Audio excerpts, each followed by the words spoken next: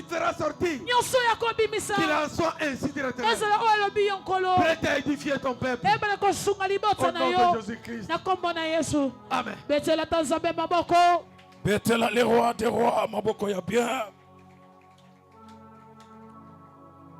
Betela le roi des rois, maboko ya bien. Amen. Alléluia. Obike maboko na yo ezana vitamine te. Maboko na yo ezana santé ya bien te. Est-ce que mutu moko ko betela nzambe na ye maboko ya bien?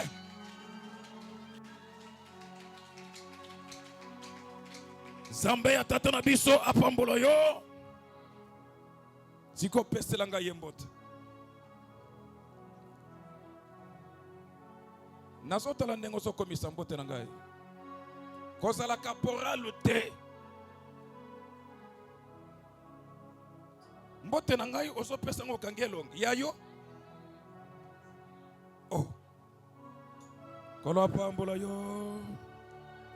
Masi apambola yo. Bien-aimé na pokwa lelo. Ezana mwana akosala na premier niveau pe tata aye a clôturer a tie signature ya suka na pokwa lelo. Mena soutem oyo biso tozolinga to simba avant que tata aya na signature ya suka. Eza intitulé Nous sommes des pèlerins sur la terre des hommes. Toza balekinsela na mokili ya bana batu. Donne-moi amen ou bien. Toza balekinsela na mokili ya bana batu. Mais ana mutu moko oyo aseli ke biso to se retrouver na mokili yango ya bana batu. Toza lokola balekinsela. Parce que un jour tokozonga esika ngo touti moko na moko apesa rapport ya bipai wapi ya kendaki. Donne-moi amen. Samba kosunga yo pe okosambela. Toza balekinsela. Mais batina mina mutu moko quelque part afin que jour biso tokozonga moko pe mususu azonga na rapport ya kota kendaki nini yango osalaki. Ezana papa ya mususu wakoya na ndako ya batu. Azalaki mopaya na posa kozonga me aye libela. Donne-moi amen. Jusque là nan totangi parole te me tokotanga. Eza para mopaya mususu aye na ndako ya batu, aye na likambo. Eza para papa ya mususu aye na ndako ya batu. Aye na koja. Aye na ndoki. Mission ya kebana misatu mine. Deko komika na katanda kwa na komi antenne. Pesa bangondoki. En fait que tokoma na contrôle ya ko gérer famille wana. Donne-moi amen. Na lobi ke na koloba mwa makambo et puis eko songo sambela ensemble. Nous sommes des pèlerins sur la terre des hommes. Ezra mutu mususu akosala mobembo azwi mutuka. Destination azokende na victoire. Makomi rond-point ngaba. Amoni chayera azoteka ba ceinture. Posa kosomba ceinture ekangi akiti. Mais destination ezokende zanu. Akiti po luka ceinture. Azonga ba mutuka seke yatikali. Donne-moi amen. Eza pena batu mususu basala ba voyage. Akoti masu wa kenzela ya maya komi na Bangala. Atika ki famille na sima. Kuna akazwi katolaki hadi mususu. Mutu wake libela. Donne-moi amen. Pasi asunga yo. Kolo asunga yo. Mena mokile ngoto ya. Bien que moko na moko asana bitinda o batinda ke kosana sena moi. Meza pena baninga batu mususu oyo bayana sena moi pona konyoko na bato. Ya kota kanda kwa nganga. Ya salaka misala ya kindoki. Ya lokota kama belesa ya makolo ya bato. Pona ko komplike fi ya bato. Donne-moi amen. Ya musala na ya oya yeli na sena moi. eza ya kokomplike vie ya bato.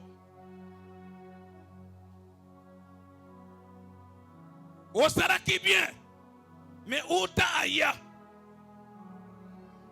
Ozalaka bien, uta bokota na ye na ndako songolo. Ezala ba fille ya bato ebebi na seramoy pendant que tofandi ao. Ezala ba sœur. Bazala ba nsoloko na loketo. Parce que ezala ba ningane ba memaki yo quelque part. Balobi potay na yo ezala kitoko. Nsoka nde ba kotisi yo sirene na kati ya nzoto. Pesanga menat. Bakati yo nsoloko ba bakolo putulu. Et puis soko taliti lelo. Ba cicatrice wana ekomi lokola mo vert. Ozali awo. Masi apambula yo. Mokili oyo toya soko ko comprendre makambo ngo c'est pour ça que na mokili te. Oko banda ko mona batu mususu bazo pambola ma yozo mona ndenge bazo pambola ma yozo tikala bongo. Pona nini oyebite nani yango yozo ko fréquenter.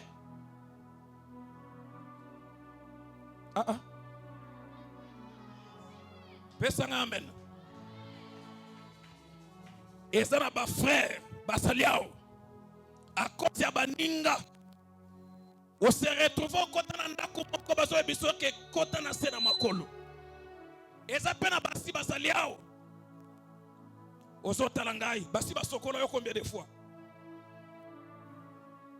pesa menat mais ozo ya na église ozo bateke na mokilango oya ozan mulekinzela esengeli ose comporter lokola mutu akozonga sa rapport ya mutu atindaki ye nini yango kenda kosala na mokili okozwa na soni ya koexplike nzambe misala oyo osalaki panda kozaki na mokili ya bana bato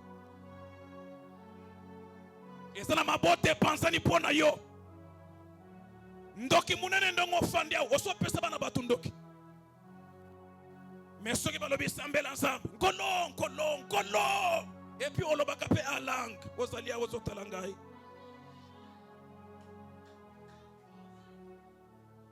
masi ya pambola yo esengeli oretenir ke mokili toya mokili ngambo mokili ya makambo mokili esanga bolingo tango bazomona yo epa na bango bazoluka koma esengeli babebisolo lobi na yo ekoma compliqué. Aussi sa classe, ça fait 304 ans. Nini so sanga yo posala mosala. Parce que mayelo sale na yango ba capacité osana yango. Donne-moi amen ko bande. Na lingina tika. Kola pambula yo. Ozo sambela nzambe. Est-ce que basi abato sotiki? Kola pambula yo. Nazo découragé na ba pratique au sala kawana. Moi si abato, papa. Moi si abato. Mais na rompwenga ba kote bateka kanguba. Asa kana petit moko ya mwana machine ya fufu. Kola pambula moi si ya muto asa kana mobala muto fufu.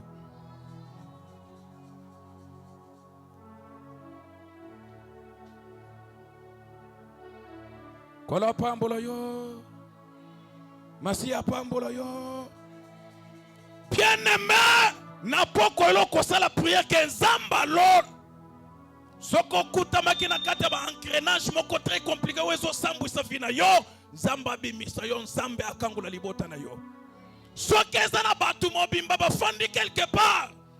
Bango bakumbaka mituna se. Balobaka bakayanda chaque jour que famille na yo bongate. Na poko lelo losambo eko changer ba donner. Ezana batu panda ke to look ensemble. Yé na village. Bakanga bango liboke. Bacha bango likolo nsete. Bazwande ke moko ya ibu. Yenda contrôle ka liboke wana chaque jour. Okomona muto azalaki na santa bien.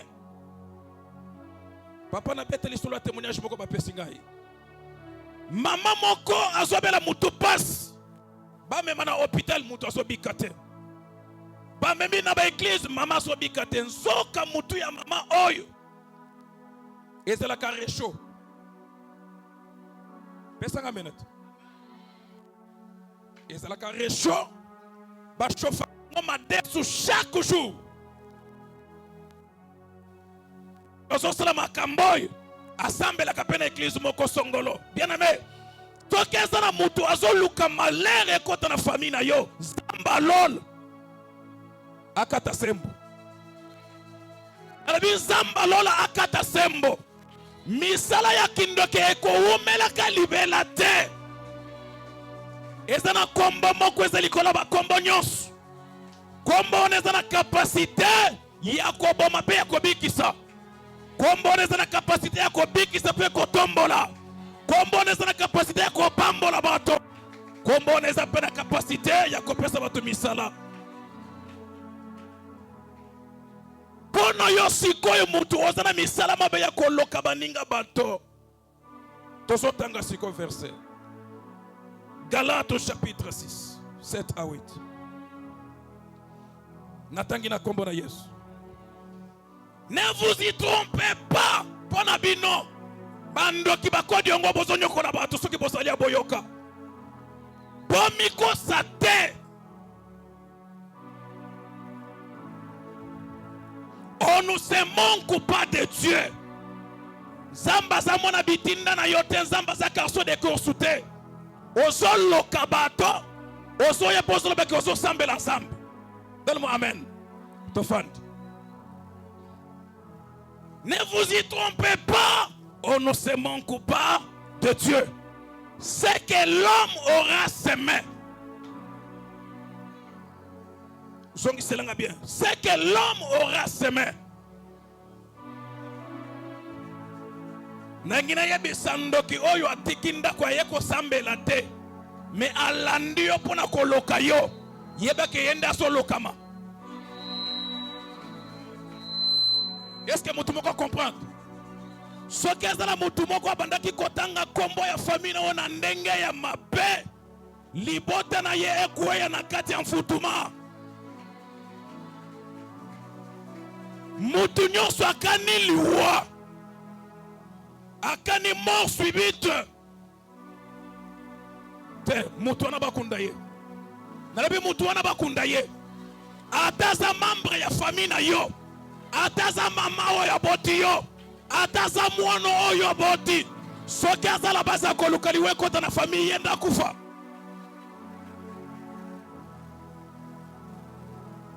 Kola pambula yo.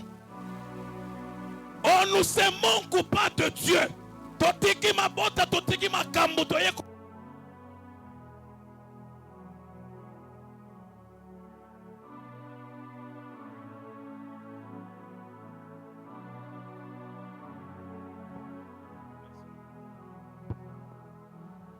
Masi ya pambula yo. Yondoki. Oyo tika kanda. Pona koya koloka pasteur. Koloka libota ya pasteur. Koloka bana na nzambe oyo batiki banda kubaye koloka nzambe. Tika na ye bisoke mawana yo. Mawana yo. Mutu nyonso asala kabilanga loni nguba. Soki ekoli akobuka masangu te. Yeba ke loko nyonso yo kolona na fina nga yondo kobuka ngo. Oloni liwe sosonga na ndaku na pe na cercle ya monene. Oloni échec ozonga nena ndaku na yo. Donne-moi amen bien. Vous savez que zana batu mususu okozala olokiye. Tata nanga salobango awo. Soko loki mutu. Oloki. Omoni mutu wana koloka na yozo simbate. Okotika te? Mena awo yozo linga kotika te. Nine kokomela yo. Awo yozo linga kotika te. Nine kokomela yo. Nengina yebisa mwana ensemble nyos. Que tango tokosala prière. Okosala retourna. Soki asi achimbola kilibulu yemo kwa sala nini. soki asombaki abongisaki cercueil ye moko asala nini? Essuyer. Très bien. Celui qui sème pour sa chair moissonnera. Naotanga na batute. Papa bana na batanga ka Bible rarement. Nana sana Biblia na ye tombola nanu. Kolo pambola yo. Celui qui sème pour sa chair moissonnera de la chair la corruption.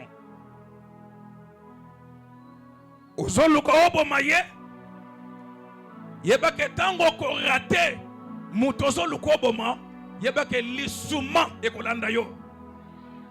Nalobi lisuma elandaka pe bato. Lisuma elanda yo. Okomi esika moko batele elongi na yo bamoni elongi ya mutu te bamoni tufi. Pesa amen. Okomi esika moko batali yo bazomona we elongi ya ngubu. Mokili etelemeli yo. Tika mokili etelemela ndoki nyonso ozoluka fina yo. Mokili etelemela ye azanga kimia. Bisika nyonso kotambola mutu amona ye te. Epi mukolo aliwana ye apola. Te ozolingo discuter. Oyebi kezana batu mususu liwana bango balela bango kaka na sango ebembe na yebunga. Wana bolobi ke na lobi mabe. Mutu yo alelisi famille tangu mulayi. Akangi misala akangi mabala. Sikozolinga mutu ya boye akufa pe liwa normal. Tobi misa pe mbongo to sombele cercueil. Batu taye na mutuka. Akufa na yebale. Bakili na pere bakili na paye.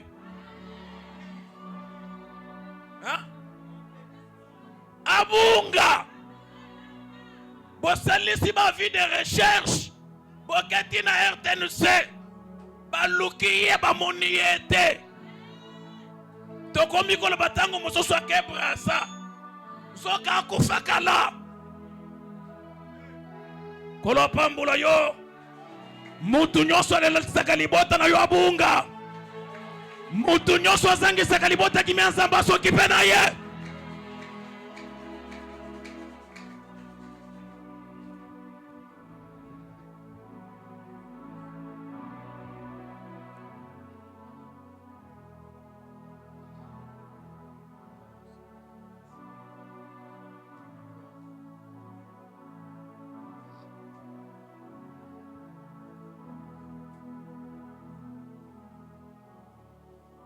Je ne comprends pas. Gloire au Seigneur. Amen, amen. Amen.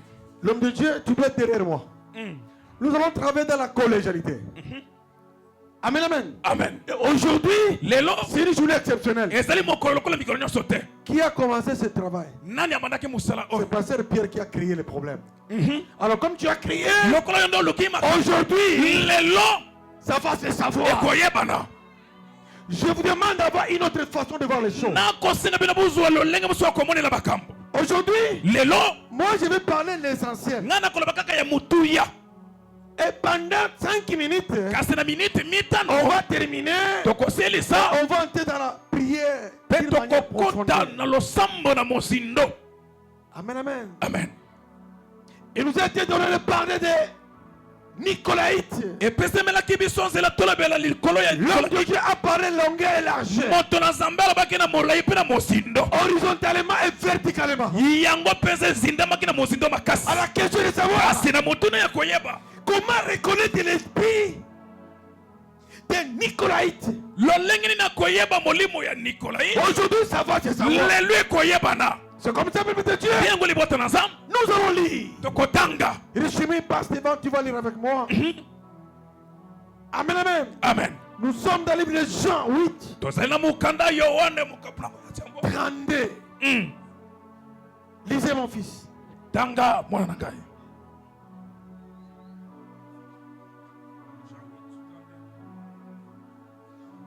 Jean 8 dit 32, fais vite monsieur.